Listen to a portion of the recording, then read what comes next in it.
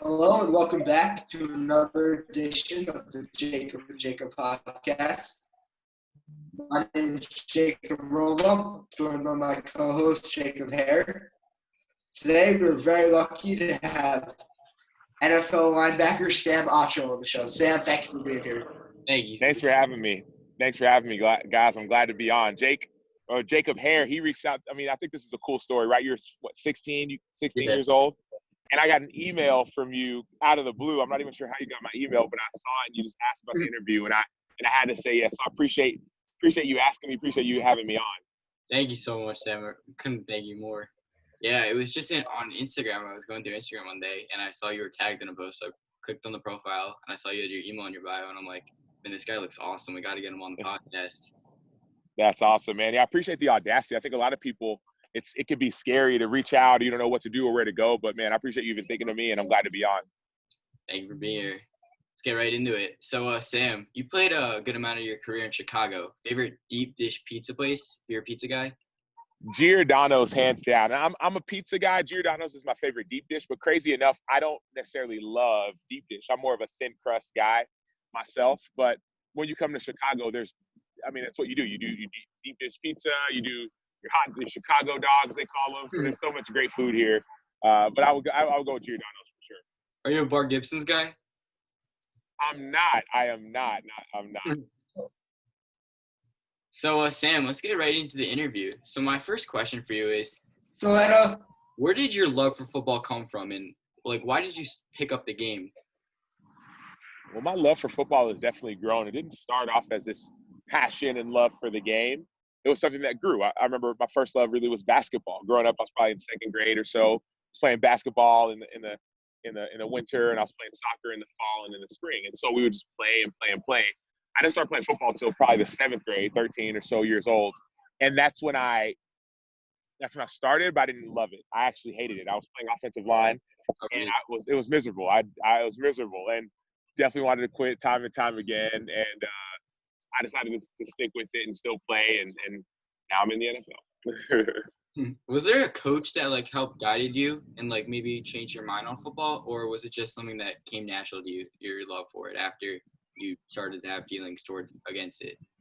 Yeah, I think more than anything it was just being patient with it. I know I wanted to quit a ton of times, but I was kind of taught when you start something, you finish it.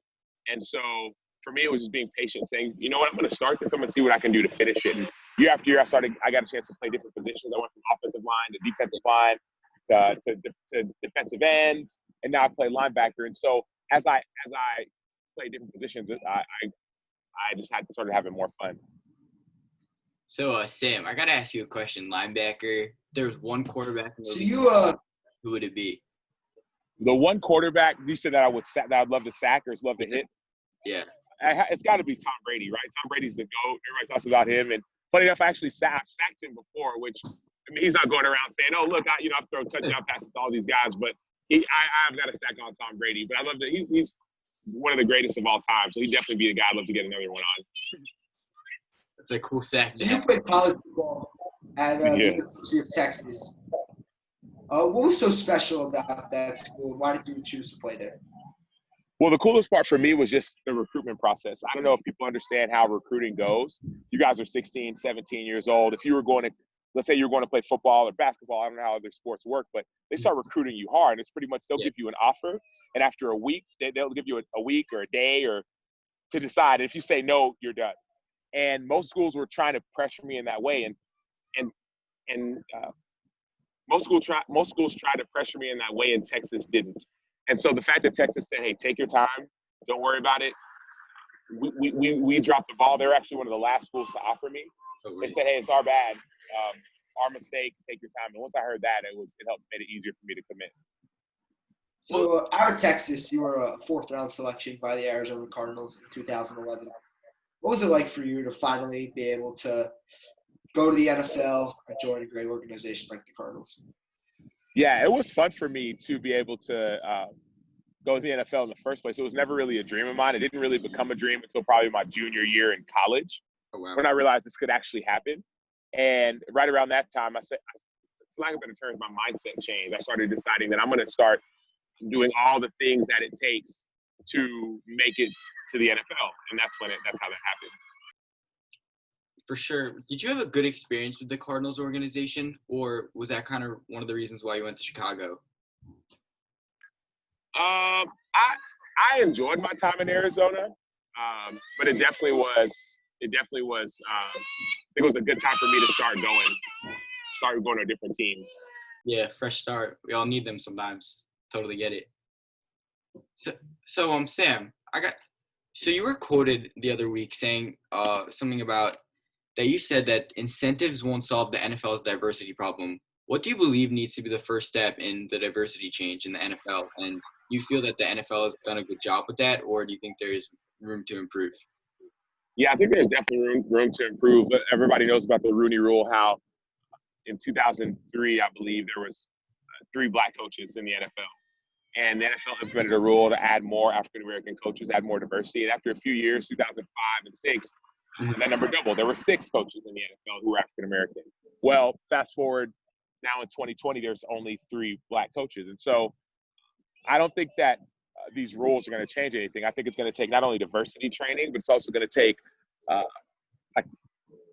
owners need an opportunity to see that minority candidates are not only qualified, but are available, right? There needs to be a minority symposium at the owners meeting where minority coaching candidates or general manager candidates can show head coaches and show owners that they're capable to be a good coach.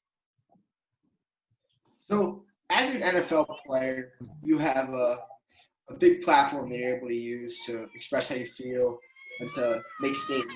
How have you been able to use your platform to express how you feel about the movement change?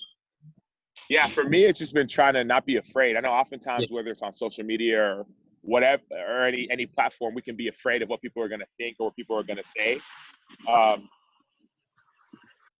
So for me, it's just been thinking of how can I not be afraid? How can I be bold and speak on the things that not only do I believe matter, but also they're going to help change people and give them a different perspective that they may not already have. Do you believe that NFL players have done a good job using social media as a platform, or do you believe that there's other ways to speak out? Yeah, I think there's definitely a myriad of ways to speak out, but I do think NFL players have done a good job, especially recently, using their platform to speak out against, especially specifically racial injustice.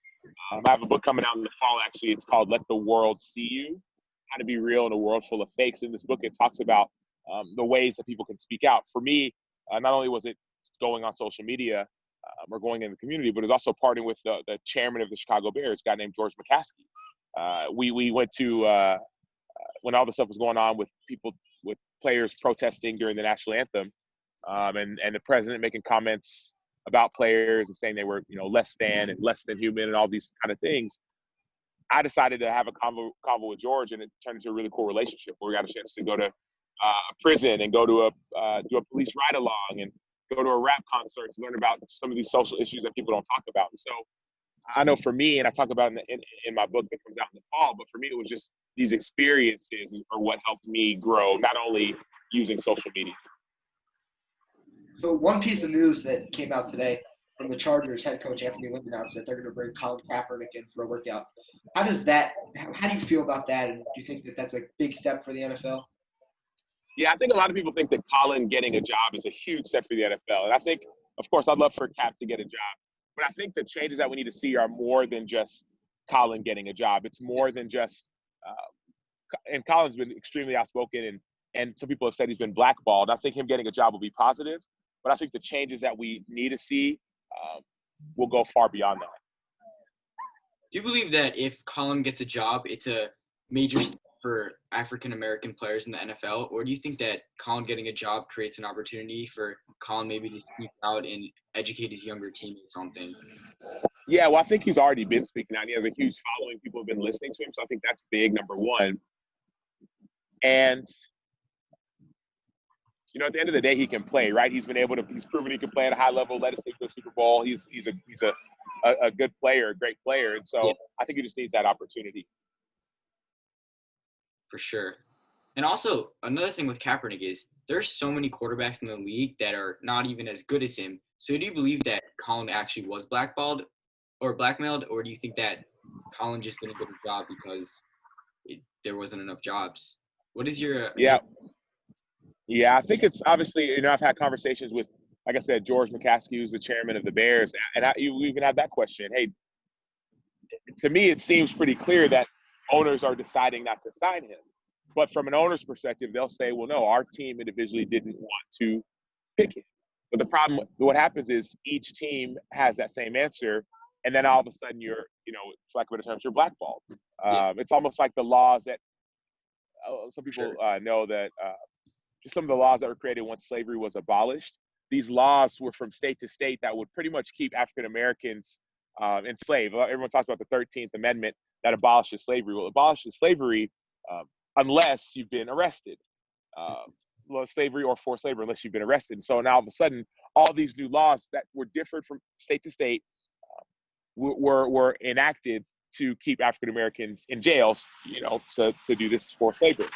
And so I say that to say that different teams different teams may in and of themselves say he's not a good fit, but when all the teams come together and are saying the same thing, a lot of people would say that he's being blackballed. Yeah. I certainly agree with you. It's not like he had a bad season and teams were like, okay, maybe he's not that good.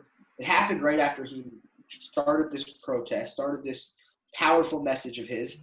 So it's like you look at it and it's like, okay, well, every team, same answer, questions begin to arise. But I think the Chargers taking that step and saying, all right, we're going to bring him in for a workout. And even though it's just a workout now, that'll lead to other teams saying, okay, maybe we can follow them and bring him in for a workout as well, and then eventually, hopefully, he'll get signed by somebody. And what do you make of some of the most notable players in the NFL, such as Patrick Mahomes, Saquon Barkley, and Malcolm Jenkins speaking out? Do you feel that the NFL did a good job, or the NFL players did a good job with this, or do you feel that the NFL maybe should have supported this more and showed more support and progress towards this? Yeah, no, I love the fact that guys are speaking out. Now, it's not just the top players, the most prominent players. It's everybody. Everybody's speaking out. So I think the NFL, especially the players, are unified in its messaging. And do you think it's a big step that a lot of pro sports teams are recognizing June 19th as a holiday? Yeah, I think that's definitely a step in the right direction. I think we've got a long way to go, but that definitely is a step in the right direction. Yeah. Well, here you can go. Yeah, thank you so much for joining us today. And make sure you check out Sam's new book coming out in this fall, and should be a good read. Thank you again, Sam, for being on the show. Awesome. Jake, I appreciate you guys. Thanks so much. Thank you.